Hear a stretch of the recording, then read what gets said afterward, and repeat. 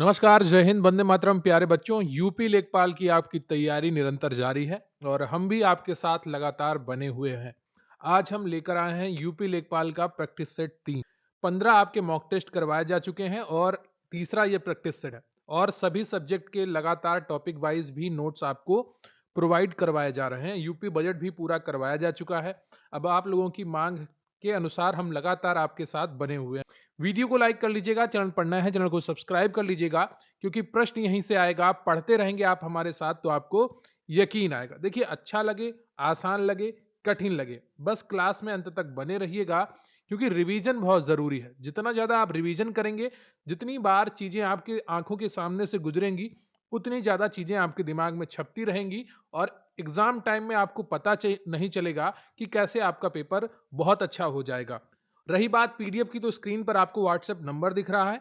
PDFs आपको वहां पर मैसेज करने के बाद प्रोवाइड करवा दी जाएंगी। किस प्रकार मिलेंगी, फीस है, क्या है, वो सब आपको व्हाट्सएप पर आपको तो चलिए शुरू करते हैं आज का ये बेहतरीन सेशन। तो सबसे पहले हम भाग 1 करेंगे, सामान्य ज्ञान एवं सामान्य हिंदी। पहला प्रश्न है आपका कि महात्मा गांधी ने अर्थव्यवस्था के किस स्वरूप की वकालत की थी? स्थानीय, केंद्रीकृत, विकेंद्रीकृत, ग्लोबल या उपयुक्त में से कोई नहीं। सही उत्तर है आपका सी, विकेंद्रीकृत।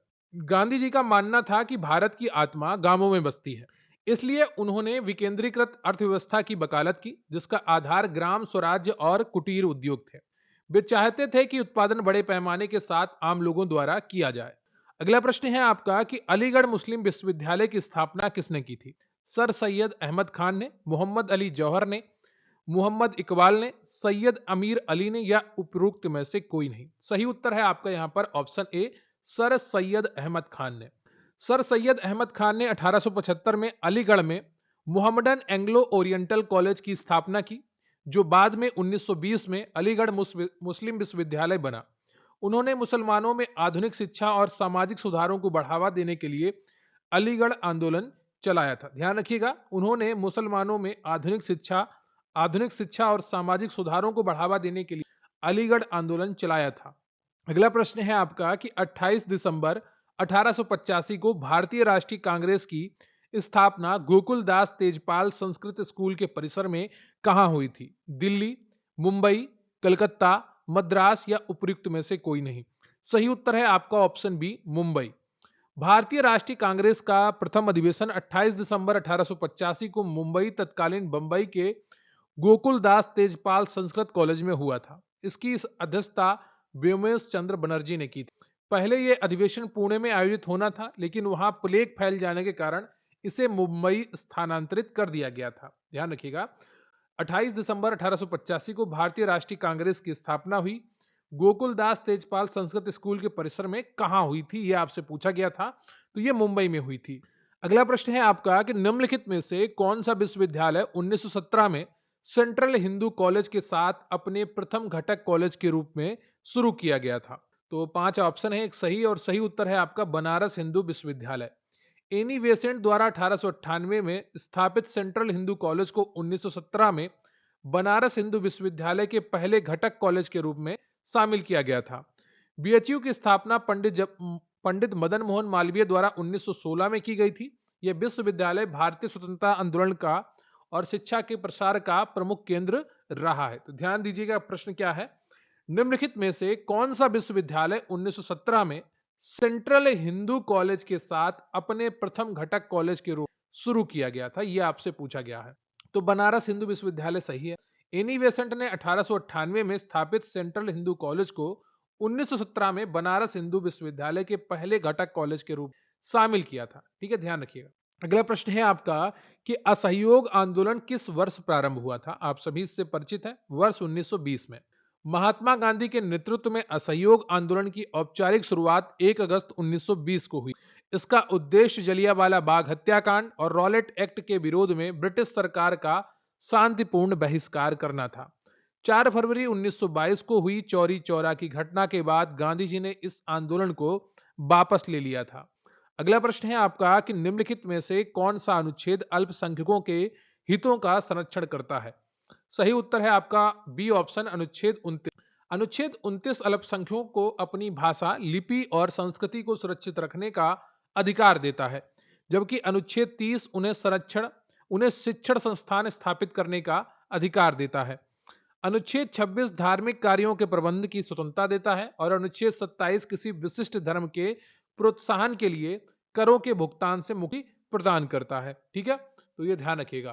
अगला प्रश्न है आपका कि 42वें संशोधन के माध्यम से संविधान में कौन सा नया डीपीएसपी राजनीति के निदेशक सिद्धांत जोड़ा गया था?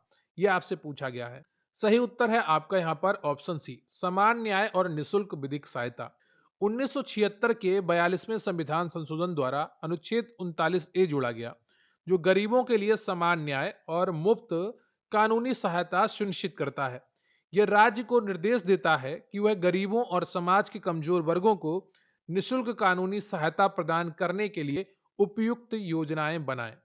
अगला प्रश्न है आपका कि अनुच्छेद 245 के अनुसार संसद का कार्य क्या है? सरकार की आलोचना करना, कर एकत्र करना, शासन करना, कानून बनाना, उपयुक्त में से कोई नहीं। सही उत्तर है आपका डी, कानून बनाना। अनुच्छेद 245 संसद को पूरे भारत या उसके किसी भी हिस्से के लिए कानून बनाने की शक्ति प्रदान करता है। संसद द्वारा बनाया गया कानून भारत के बाहर रहने वाले भारतीय नागरिकों और उनकी संपत्ति पर भी लागू हो सकता है, जिसे क्षेत्रातीत कानून कहा जाता है। अगला प्रश्न है आपका कि सरकारिया आयोग निम्नलिखित में से किससे संबंधित है? चुनाव सुधारों, बैंकिंग क्षेत्र, केंद्र और राज्य संबंध, प्रेस की स्वतंत्रता, उपयुक्त में से कोई नहीं। सही उत्तर है आपका सी, केंद्र और राज्य संबंध। सरकारिया आयोग का गठन 1983 में केंद्र और राज्यों के बीच शक्ति संतुलन और संबंधों की समीक्षा के लिए किया गया था। भारत सरकार ने न्यायमूर्ति RS सरकारिया की अध्यक्षता में इस आयोग का गठन किया था। आयोग ने अंतरराज्य परिषद का गठन और अनुच्छेद 356 राष्ट्रपति शासन के अत्यंत सीमित उपयोग पर जोर दिया था। अगला प्रश्न है आपका कि निम्नलिखित में से कौन से मौलिक कर्तव्य है? वैज्ञानिक दृष्टिकोण और मानववाद विकसित करना, भारत की संप्रभुता, अखंडता और एकता की रक्षा करना, सार्वजनिक संपत्ति की सुरक्षा करना, उपरोक्त सभी या उपयुक्त में से कोई नहीं। सही उत्तर है आपका यहाँ पर ऑप्शन डी, उपयुक्त। भारतीय संविधान के अनुच्छेद 51A भाग 4A के अंतर्गत कुल 11 मौलिक कर्तव्यों का उल्लेख है। इन्हें 42वें संविधान संशोधन 1976 द्वारा स्वर्ण सिंह समिति की सिफारिश पर जोड़ा गया था। प्रारंभ में इनकी संख्या 10 थी, लेकिन 86वें संविधान संशोधन 2002 के बाद इनकी संख्या 11 हो गई। अगला प्रश्न है आपका कि भारत के कितने राज्य बांग्लादेश के साथ सीमा साझा करते हैं? सही उत्तर है इसका 5। भारत के 5 राज्य बांग्लादेश के साथ सीमा साझा करते हैं: पश्चिम बंगाल, मेघालय, मिजोरम, त्रिपुरा और असम। भारत की सबसे लंबी सीमा, अंतरराष्ट्रीय सीमा जो है वो बांग्लादेश के साथ ही है और ये लगभग 4096 किलोमीटर लंबी। बताइएगा कमेंट करके ऐसा कौन सा राज्य है जो 3 ओर से बांग्लादेश से घिरा हुआ है। अगला प्रश्न है आपका कि किस प्रकार की मिट्टी में जिप्सम का प्रयोग करके उसे फसल उगाने के लिए उपयुक्त बनाया जाता है? क्षारीय, अम्लीय, जलाक्रांत, क्ले या मटियार मृदा या उपयुक्त में से कोई नहीं। सही उत्तर है आपका क्षारीय। क्षारीय मृदा जो एल्काइन होती है उसमें जिप्सम का प्रयोग करके उसे फसल उगाने के लिए उपयुक्त बनाया जाता है। इस मिट्टी में सोडियम की मात्रा अत्यधिक होती है। जब मिट्टी में जिप्सम मिलाया जाता है तो जिप्सम का कैल्शियम मिट्टी के कणों पर जमा सोडियम को हटा देता है।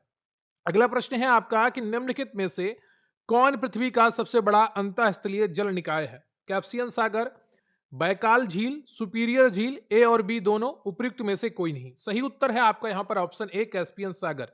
कैस्पियन सागर दुनिया की सबसे बड़ी खारे पानी की झील और सबसे बड़ा अंतःस्थलीय जल निकाय है। यह 5 देशों से घिरा है। कौन कौन से 5 देश हैं? तुर्कमेनिस्तान, अजरबैजान, रूस, ईरान और कजाकिस्तान। बहुत ही इंपॉर्टेंट है, याद रखिएगा, एग्जाम में आपके पूछा जा सकता है। अगला प्रश्न है आपका कि सागौन के जंगल भारत के निम्नलिखित में से किस राज्य में पाए जाते हैं? हिमाचल, झारखंड, मध्य प्रदेश, पंजाब, उपयुक्त में से कोई नहीं। सही उत्तर है आपका यहाँ पर सी, मध्य प्रदेश। भारत में सागौन के वनों का सबसे बड़ा हिस्सा मध्य प्रदेश में पाया जाता है, होशंगाबाद और जबलपुर क्षेत्र में। सागौन उष्णकटिबंधीय नर पर्णपाती वनों का मुख्य वृक्ष है। इसकी लकड़ी जहाज निर्माण और महंगे फर्नीचर के लिए उपयोग होती है। अगला प्रश्न है आपका कि सामान्य वर्षा में अचानक तीव्र वृद्धि हो जाती है और यह कई दिनों तक लगातार बनी रहती है। इस अवस्था को मानसून का क्या कहा जाता है? मानसून का विराम, मानसून का विस्फोट, मानसून का प्रसार, मानसून का प्रत्यावर्तन या उपयुक्त में से कोई नहीं। और सही उत्तर है इसका ऑप्शन बी, मानसून का प्रस्फोट। जब मानसूनी हवाएं नमी के साथ अचानक बिजली और गर्जना के साथ भारी वर्षा करती हैं तो इसे मानसून का प्रस्फोट कहते हैं। यह सामान्यतः जून के पहले सप्ताह में केरल तट पर होता है। अगला प्रश्न है आपका कि पंचवर्षीय योजनाओं में योजना अवकाश की अवधि के बीच तो कौन सी अवधि ऐसी है जो योजना अवकाश की अवधि थी? तो यहां पर जो ऑप्शन आपका सही हो जाएगा वो ऑप्शन डी है, 1966 से 1969। भारत चीन युद्ध के बाद ये योजना अवकाश का था समय। तीसरी योजना की विफलता के कारण वर्ष 1966 और 69 के बीच योजना अवकाश की शुरुआत की गई। इस दौरान 3 वार्षिक योजनाएं बनाई गई और निर्यात बढ़ाने के लिए रुपये का अवमूल्यन किया गया। अगला प्रश्न है आपका कि जवाहर रोजगार योजना किस पंचवर्षीय योजना में शुरू की गई थी? चौथी, सातवीं, छठी या पांचवी या उपयुक्त में से कोई नहीं। सही उत्तर है आपका 20 सातवीं। जवाहर रोजगार योजना सातवीं पंचवर्षीय योजना के तहत वर्ष 1989 में राजीव गांधी सरकार द्वारा शुरू की गई थी। इसे राष्ट्रीय ग्रामीण रोजगार कार्यक्रम और ग्रामीण भूमिहीन रोजगार गारंटी कार्यक्रम के विलय से लागू किया गया था। अगला प्रश्न है आपका कि भारतीय अर्थव्यवस्था के संदर्भ में योजना बनाने के लक्ष्य के रूप में आधुनिकीकरण का उद्देश्य नहीं था। सामाजिक दृष्टिकोण में परिवर्तन, पश्चिमी जीवन शैली अपनाना, नई तकनीकी का प्रयोग, वस्तुओं और सेवाओं के उत्पादन में वृद्धि, उपयुक्त में से कोई नहीं। सही उत्तर है यहां पर ऑप्शन बी, पश्चिमी जीवन शैली अपनाना। ठीक है, यह उद्देश्य नहीं था। आधुनिकीकरण का अर्थ नई तकनीकी और सामाजिक दृष्टिकोण में परिवर्तन है, ना कि पश्चिमी जीवन शैली अपनाना। भारत में पंचवर्षीय योजनाओं का प्रमुख उद्देश्य अर्थव्यवस्था को आत्मनिर्भर और आधुनिक बनाना था। अगला प्रश्न है आपका कि निम्नलिखित में से क्या राष्ट्रीय आय में शामिल नहीं है? किसी व्यक्ति को उसकी पूंजी के उपयोग के लिए प्राप्त हुई आय, एक परिवार को उनकी भूमि के उपयोग के लिए प्राप्त हुई आय, एक परिवार को उनकी उद्यमशीलता कौशल के उपयोग के लिए प्राप्त हुई आय, या किसी व्यक्ति के को दान के रूप में प्राप्त हुई। उपयुक्त में से कोई नहीं। सही उत्तर है आपका डी, किसी व्यक्ति को दान के रूप में प्राप्त हुई राष्ट्रीय आय में दान हस्तांतरण भुगतान को राष्ट्रीय आय में शामिल नहीं किया जाता क्योंकि इसके बदले कोई उत्पादन या सेवा सृजित नहीं होती। राष्ट्रीय आय की गणना राष्ट्रीय सांख्यिकी कार्यालय एनएसओ द्वारा की जाती है। अगला प्रश्न है आपका कि एक वर्ष के दौरान देश के भीतर उत्पादित सभी अंतिम वस्तुओं और सेवाओं का मूल्य के रूप में जाना जाता है। निवल घरेलू उत्पाद, सकल घरेलू उत्पाद, सकल राष्ट्रीय उत्पाद, निवल राष्ट्रीय उत्पाद या उपयुक्त में से कोई।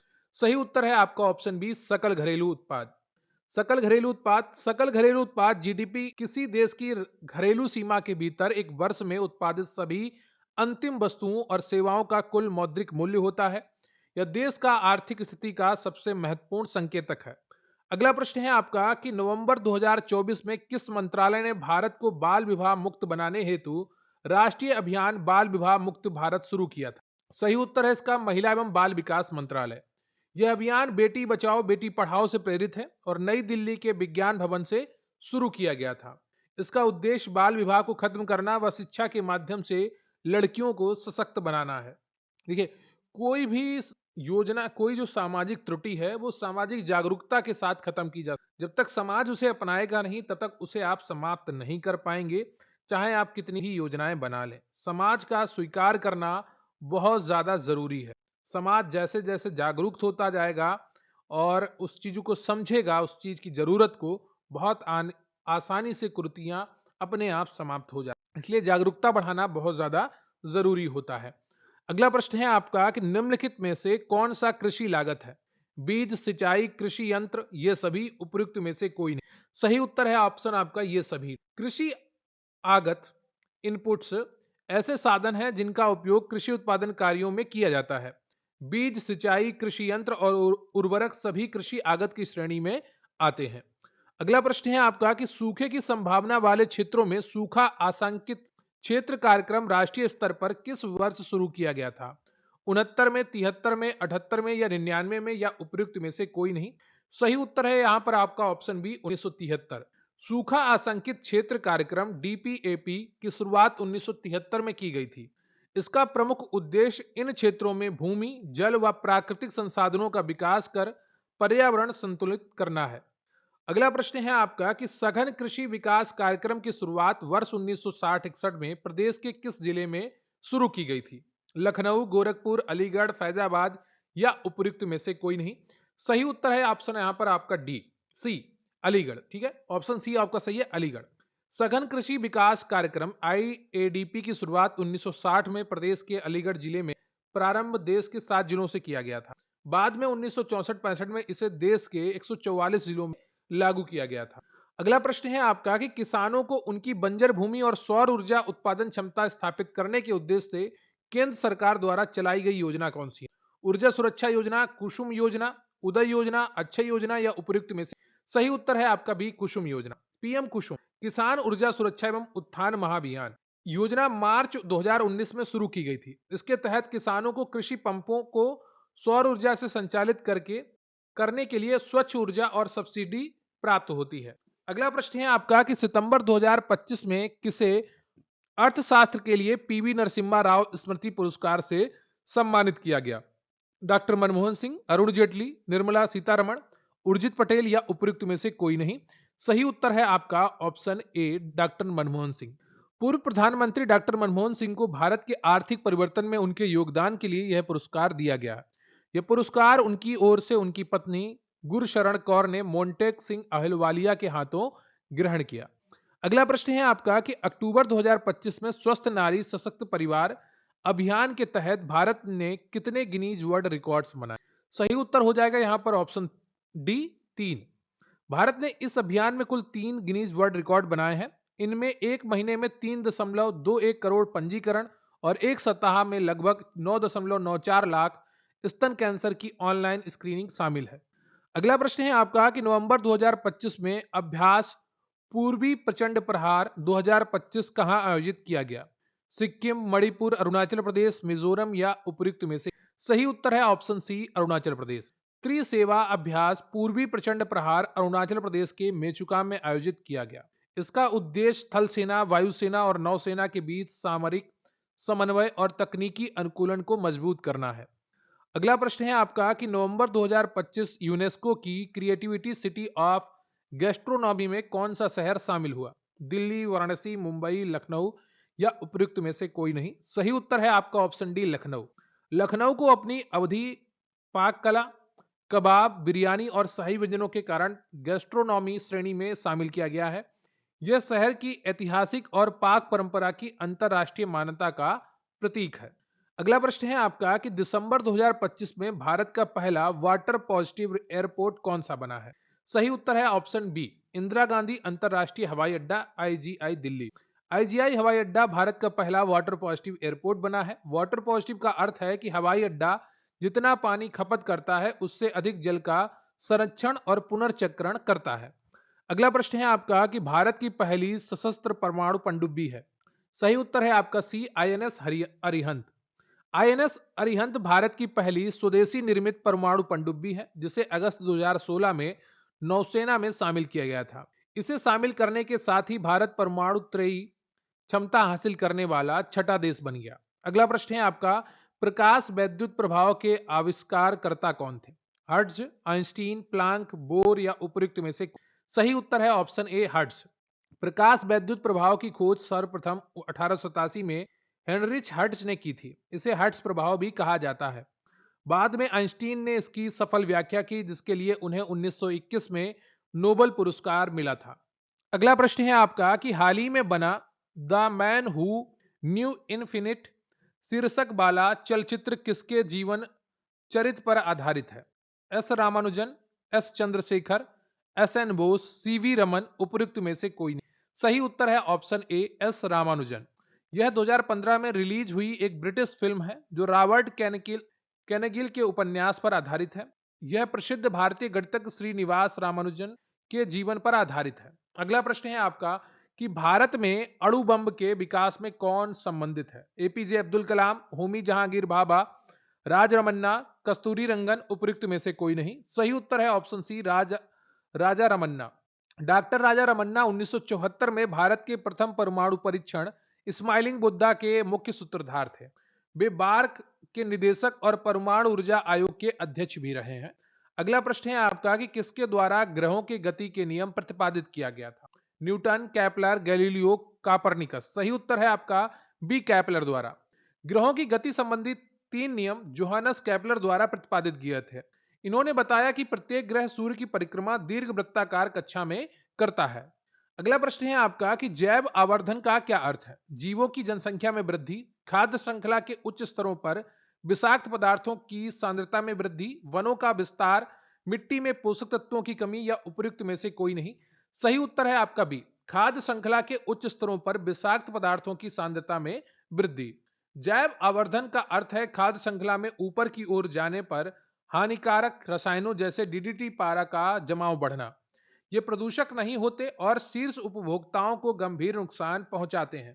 अगला प्रश्न है आपका कि भारत में सुनामी अर्ली वार्निंग सेंटर कहां स्थित है? चेन्नई, विशाखापट्टनम, हैदराबाद, पोर्ट ब्लेयर या उपयुक्त में से कोई नहीं। सही उत्तर है आपका सी, हैदराबाद।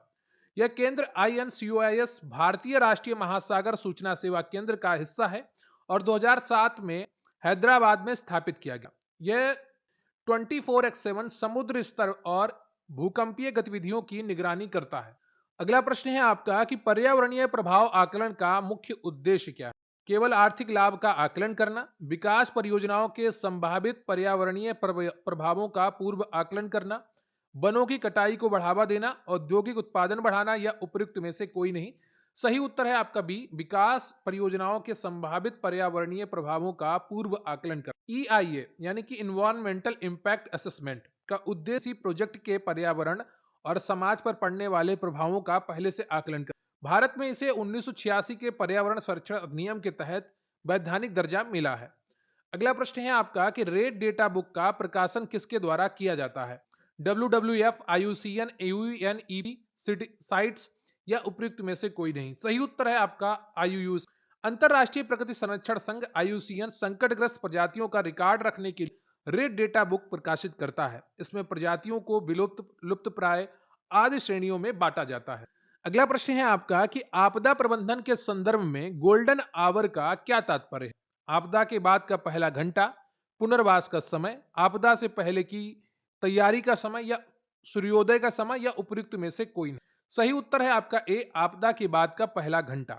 आपदा या दुर्घटना के तुरंत बाद के 1 घंटे को गोल्डन आवर कहते हैं। इस अवधि में त्वरित चिकित्सा सहायता मिलने से व्यक्ति के जीवित बचने की संभावना सबसे अधिक होती है।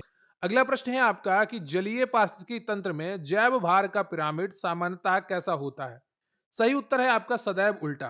तालाब या समुद्र में उत्पादकों फाइटोप्लैंक्टन का कुल भार छोटी बड़ी मछलियों की तुलना में बहुत कम होता है। तंत्र में बायोमास जैव भार का पिरामिड सदैव उल्टा बनता है, इन्वर्टेड बनता है। अगला प्रश्न है आपका कि रामसर कन्वेंशन का मुख्य उद्देश्य किसका संरक्षण करना है? ओजोन परत, आर्द्र भूमि, प्रवाल भित्तियां, उष्णकटिबंधीय वर्षा वन या उपयुक्त में से कोई नहीं।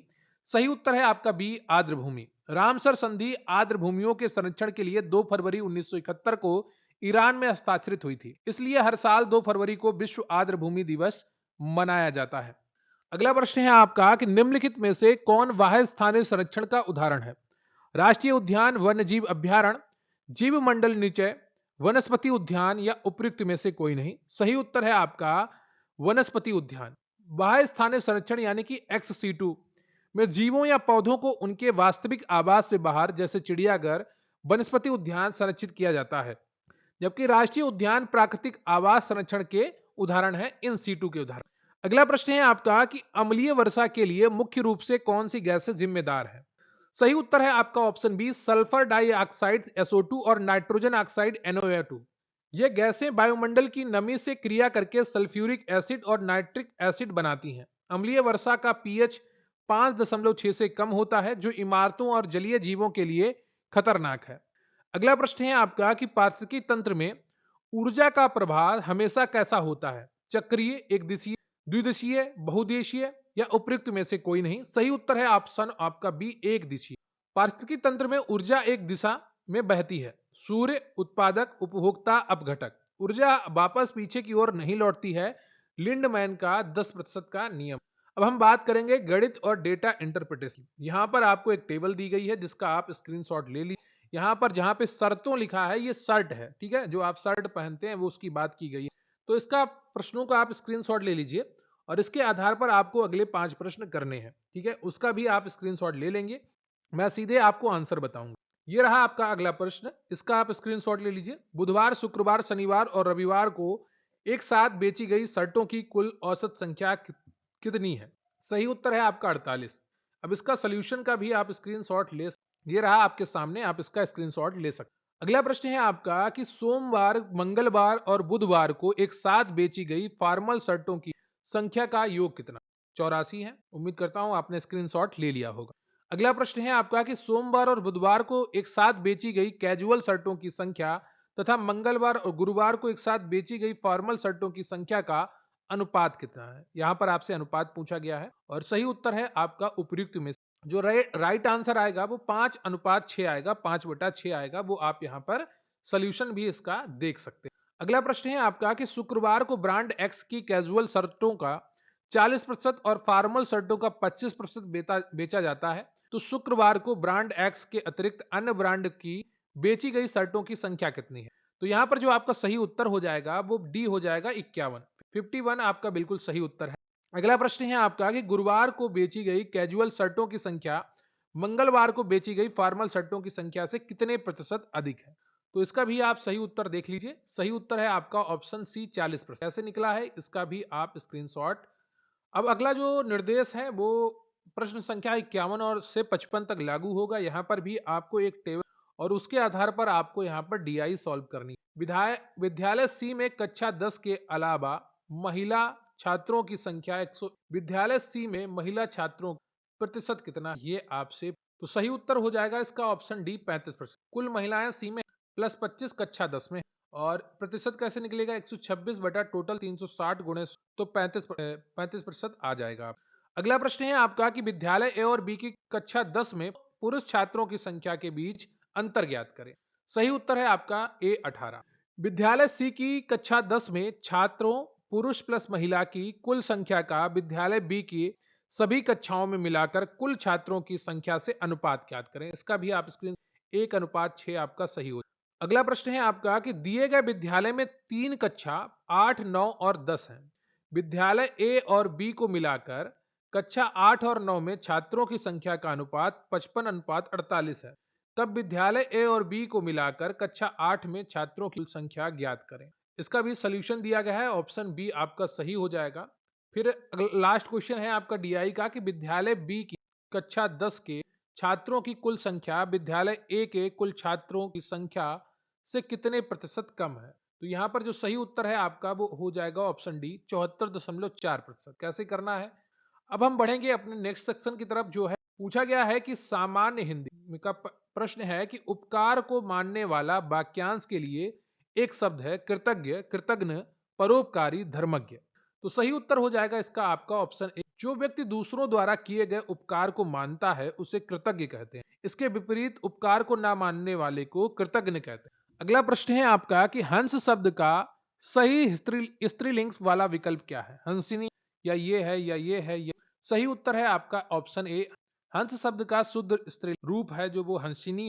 हिंदी व्याकरण के अनुसार इन्हीं प्रत्यय लगाकर स्त्रीलिंग बनाया गया है। अगला प्रश्न है आपका कि अनेकार्थी शब्द का एक अर्थ चुने। कनक, कनक का क्या अर्थ होगा? सोना, चांदी, चावल। तो ये वाले कनक का क्या होगा ये आपसे मादकता अधिकाय, या खाए बहुराय जग, बा पाए बहुराय। बा पाए में क्या है? ये ऑप्शन सही। दूसरा अर्थ इसका धतूरा भी होता है। अगला प्रश्न है आपका कि गीदड़ भभकी मुहावरे का सही अर्थ है। कोरी धमकी, विरोध करना, धूर्त व्यक्ति, आरोप लगाना। सही उत्तर है आपका एक, कोरी। इसे व्यर्थ की धमकी भी कहते हैं। अगला प्रश्न है आपका कि जो किसी भी स्थिति में टाला ना जा सके उसके लिए वाक्यांश के लिए एक शब्द क्या हो? असंभव, संभव, अनिवार्य, आजीवन, या सही उत्तर है आपका सी। जो कार्य स्थिति को टाला ना जा सके, जिसे करना आवश्यक हो, उसके लिए एक शब्द है अनिवार्य। अगला प्रश्न है आपका कि रिक्त स्थान के लिए सबसे उपयुक्त शब्द है विकास, रिक्त स्थान कमाने वाला सदस्य। एकमात्र होगा, कहाँ होगा, घर होगा, विदेश होगा। सही उत्तर है डी।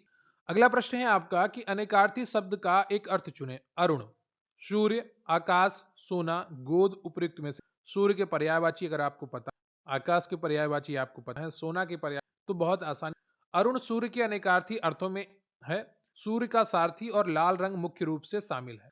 अगला प्रश्न है आपका कि एक छंद में कितने चरण होते हैं? 4, 6, 8, 10। सही उत्तर है आपका 4। सामान्यतः एक छंद में 4 चरण होते, प्रत्येक चरण को पाद भी कहा जाता है। हालांकि कुछ छंदों में छप्पय, लेकिन मानक उत्तर 4 माना, थोड़ा ये विवादास्पद।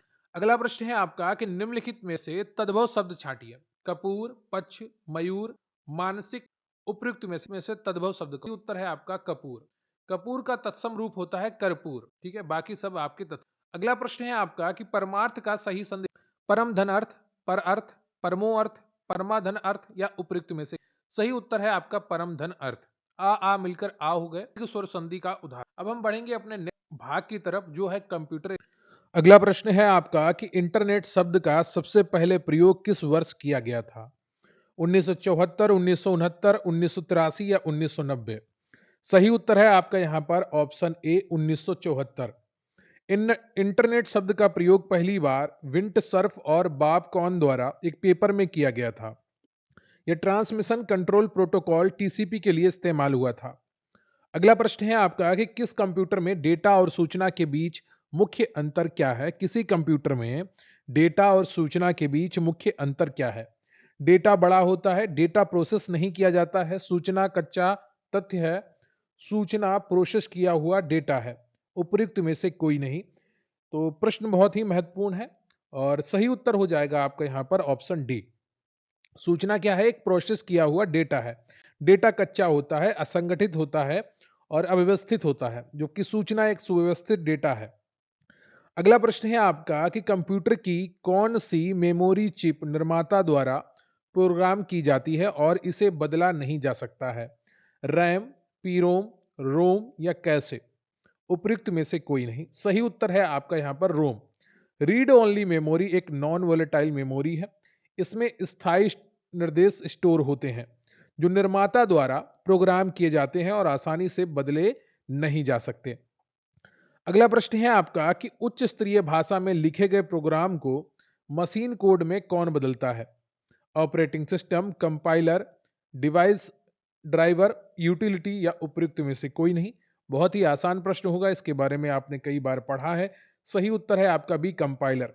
कंपाइलर एक विशेष ट्रांसलेटर है जो उच्च स्तरीय भाषा जैसे सी प्लस प्लस, जावा को मशीन कोड में बदलता है। ये पूरे स्रोत कोड को एक बार में ऑब्जेक्ट कोड में परिवर्तित कर देता है।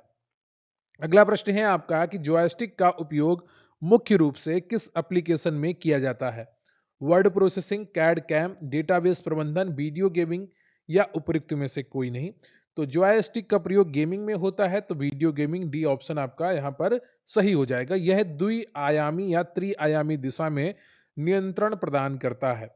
अगला प्रश्न है आपका कि कौन सा प्रोटोकॉल ईमेल प्राप्त करने के लिए उपयोग किया जाता है जो मेल को सर्वर से डाउनलोड कर लेता है? बताइएगा कौन सा प्रोटोकॉल ईमेल प्राप्त करने के लिए उपयोग किया जाता है और जो मेल को सर्वर से डाउनलोड कर लेता है? सही उत्तर है यहाँ पर आपका ऑप्शन बी POP3।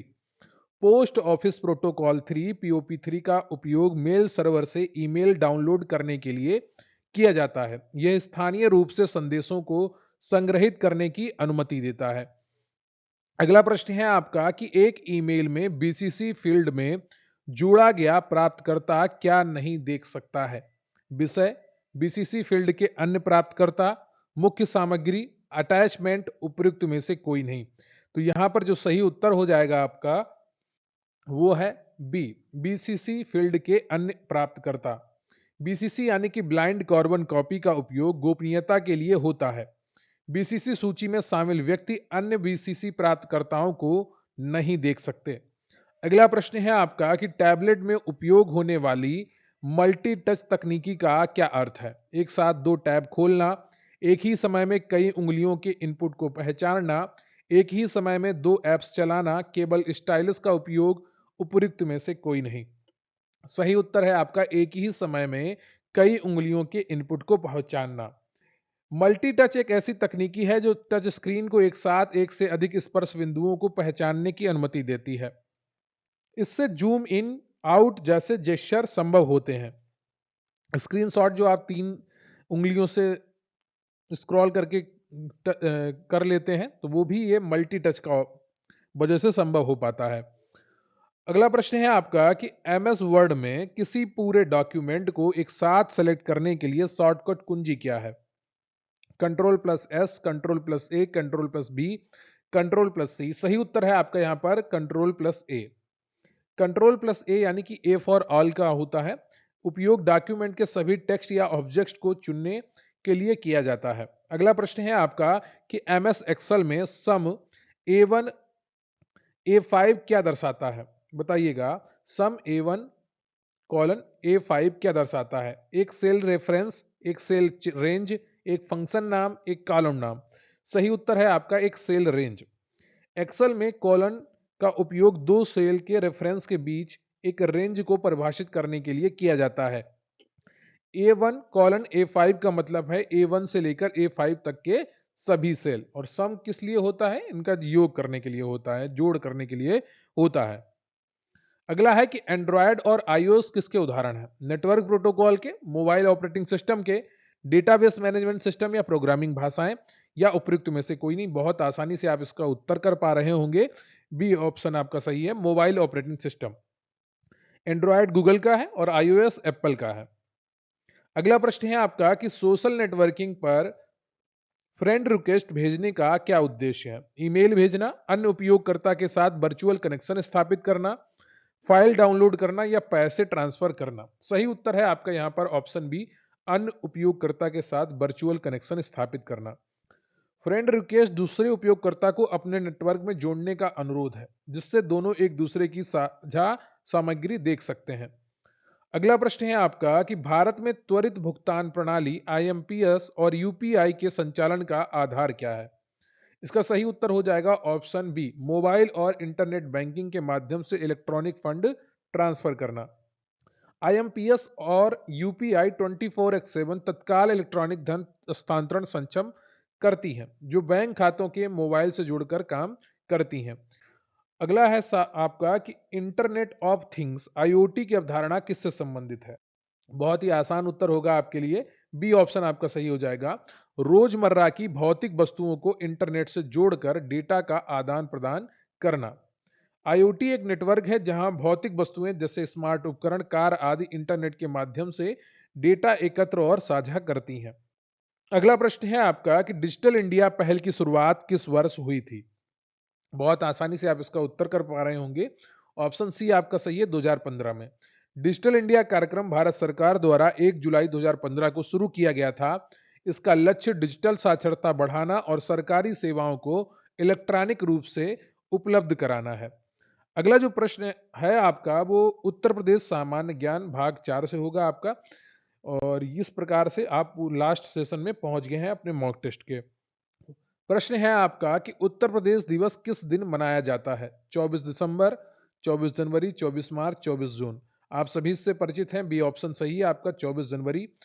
और ये क्यों मनाया जाता है? क्योंकि 24 जनवरी 1950 को ही उत्तर प्रदेश का गठन हुआ था। पहले इसका नाम संयुक्त प्रांत हुआ करता था। ठीक है, फिर 24 जनवरी 1950 को इसका गठन होता है। 2018 से उत्तर प्रदेश दिवस मनाया जाना शुरू होता है। अगला प्रश्न है आपका कि उत्तर प्रदेश के कितने जिले नेपाल से सीमा साझा करते हैं? तो आप सभी इससे परिचित होंगे, 7 जिले नेपाल से सीमा साझा करते हैं। उत्तर प्रदेश 7 जिले नेपाल के साथ 599.3 किलोमीटर की सीमा साझा करते हैं। इन जिलों के नाम जरूर याद रखिएगा: पीलीभीत, लखीमपुर खीरी, बहराइच, श्रावस्ती, बलरामपुर, सिद्धार्थनगर और महाराजगंज। एक बार मेरे साथ बोलिए: पीलीभीत, लखीमपुर खीरी, बहराइच, श्रावस्ती, बलरामपुर, सिद्धार्थनगर और महाराजगंज। अगला प्रश्न है आपका कि प्रदेश में बरसाना होली किसके साथ खेली जाती है? टमाटर, दूध, पत्थर, डंडे, उपयुक्त में से कोई नहीं। सही उत्तर है आपका यहाँ पर ऑप्शन डी, डंडे। बरसाना की होली को लठमार होली कहा जाता है क्योंकि इसमें रंगों के साथ महिलाओं द्वारा पुरुषों का डंडे से अभिवादन किया जाता है। अगला प्रश्न है आपका कि प्रदेश में आयोजित कंपिल मेला किस समुदाय से संबंधित है? जैन, सिख, ईसाई, बौद्ध। सही उत्तर है आपका जैन। कंपिल मेला मेला जो है ये जैन समुदाय से संबंधित है, जो फर्रुखाबाद जिले में लगता है। यह प्रतिवर्ष फाल्गुन के महीने में आयोजित किया जाता है। अगला प्रश्न है आपका कि प्रदेश के निम्नलिखित जिलों में से कौन सा नेपाल के साथ सीमा साझा नहीं करता है? बलरामपुर, श्रावस्ती, कुशीनगर, लखीमपुर खीरी, उपयुक्त में से कोई नहीं। और सही उत्तर है आपका यहाँ पर कुशीनगर। कुशीनगर जिला जो है वो नेपाल के साथ सीमा साझा नहीं करता है। बलरामपुर, श्रावस्ती, लखीमपुर खीरी नेपाल से सटे 7 जिलों में आते हैं। सातों जिलों के आपको नाम बताए गए हैं अभी। अगला प्रश्न है आपका कि प्रदेश का लखनऊ शहर निम्नलिखित में से किस हथकरघा उत्पादन के केंद्र के लिए प्रसिद्ध है? खादी छपाई, साड़ी, चिकनकारी, जरी के कपड़े या उपयुक्त में से कोई नहीं। सही उत्तर है आपका चिकनकारी। लखनऊ चिकनकारी नामक पारंपरिक कढ़ाई शैली के लिए प्रसिद्ध है। यह मलमल, रेशम और शिफॉन जैसे कपड़ों पर हाथ की नाजुक कढ़ाई है। अगला प्रश्न है आपका कि प्रदेश के किस शहर में 11 मंजिला पागल बाबा मंदिर स्थित है? वृंदावन, वाराणसी, सारनाथ, चित्रकूट, उपयुक्त में से कोई नहीं। सही उत्तर है आपका यहाँ पर ऑप्शन ए वृंदावन। वृंदावन शहर 11 मंजिला संगमरमर का पागल बाबा मंदिर स्थित है। इन बाबा का असली नाम श्री लानंद जी महाराज है। ये भगवान कृष्ण को समर्पित है। अगला प्रश्न है आपका कि प्रदेश के किस शहर को सुहाग नगरी कहा जाता है क्योंकि यहाँ कांच की चूड़ियां बनाने के लिए प्रसिद्ध है? तो आप सभी इससे परिचित हैं। फिरोजाबाद आपका सही उत्तर हो जाएगा। अगला प्रश्न है आपका कि प्रदेश के किस शहर को भारत की सांस्कृतिक राजधानी के रूप में जाना जाता है? मथुरा, वाराणसी, बांदा या बस्ती? वाराणसी आप सभी परिचित होंगे। बी सी ऑप्शन आपका सही हो जाएगा। यह गंगा नदी के तट पर स्थित एक प्राचीन पवित्र शहर है।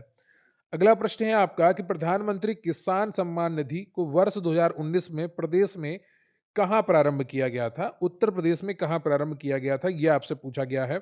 लखनऊ, गोरखपुर, प्रयागराज या वाराणसी? सही उत्तर है आपका बी गोरखपुर। यह 24 फरवरी 2019 को गोरखपुर से शुरू हुई थी। इसमें किसानों को प्रतिवर्ष 6,000 की आय सहायता 2,000 की 3 किस्तों में दी जाती है। अगला प्रश्न है आपका कि प्रदेश सरकार द्वारा किसान रथ योजना किस वर्ष शुरू की गई थी? सही उत्तर है आपका ऑप्शन ए 2010-11। किसान रथ योजना 2010-11 में शुरू की गई थी। इसका उद्देश्य दूर दराज के किसानों को कृषि व बागवानी संबंधी जानकारी उपलब्ध कराना है। अगला प्रश्न है आपका कि प्रदेश राज्य में लगने वाले मुख्यमंत्री जन आरोग्य मेले का आयोजन किस वर्ष किया जा रहा है? सही उत्तर है आपका ऑप्शन सी 2020 में। मुख्यमंत्री जन आरोग्य मेले की शुरुआत 2020 में हुई थी। यह ग्रामीण क्षेत्रों में चिकित्सा देखभाल प्रदान करता है और गंभीर रोगियों को रेफर करता है। अगला प्रश्न है आपका कि किस राज्य ने प्रशासनिक प्रक्रियाओं में पारदर्शिता लाने के लिए मानव संपदा पोर्टल लॉन्च किया है? सही उत्तर है आपका ऑप्शन सी उत्तर प्रदेश। उत्तर प्रदेश ने अधिकारियों की और कर्मचारियों की छुट्टी, नियुक्ति और स्थानांतरण के विवरण हेतु मानव संपदा पोर्टल शुरू किया है। अगला प्रश्न है आपका कि निम्न में से कौन सा राज्य उत्तर प्रदेश के साथ अपनी सीमा साझा नहीं करता है? पंजाब, मध्य प्रदेश, छत्तीसगढ़, हिमाचल प्रदेश? सही उत्तर हो जाएगा आपका ऑप्शन ए पंजाब। यूपी 8 राज्यों से सीमा साझा करता है। इसमें उत्तराखंड है, हिमाचल प्रदेश है, हरियाणा है, राजस्थान है, मध्य प्रदेश है, छत्तीसगढ़ है, झारखंड है और बिहार है। एक केंद्र शासित प्रदेश है जिससे यूपी सीमा साझा करता है, वो है दिल्ली। अगला प्रश्न है आपका कि प्रदेश का कौन सा जिला चीनी मिट्टी के बर्तन उद्योग के लिए प्रसिद्ध है? सहारनपुर, बरेली, मेरठ, खुर्जा या उपयुक्त में से कोई नहीं। सही उत्तर है आपका यहाँ पर डी खुर्जा।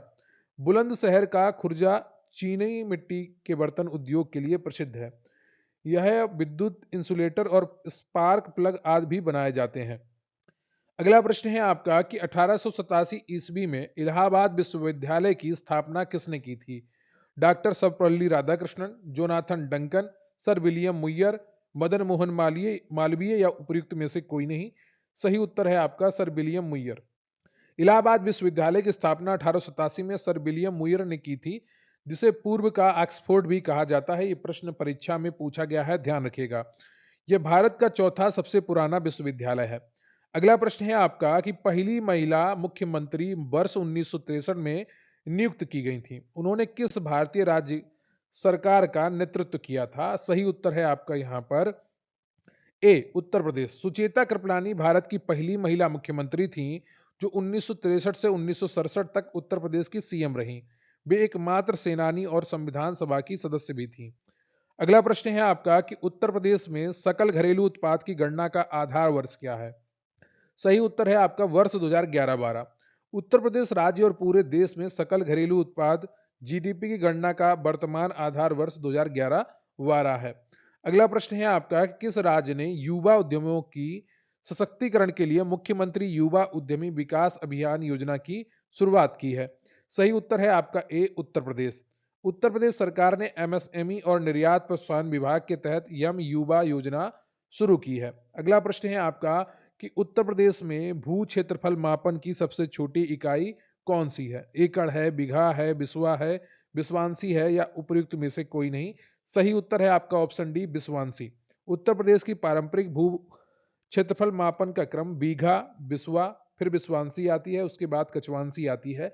सबसे छोटी इकाई बिस्वांसी है। ठीक है, तो ये रहे आपके आज के 100 महत्वपूर्ण प्रश्न जो आपने देखे, समझे और किए। उम्मीद करता हूं आपने क्लास को बहुत आराम से देखा होगा, समझा होगा। वीडियो को लाइक कर लीजिए, चैनल पर नए हैं चैनल को सब्सक्राइब कर लीजिए।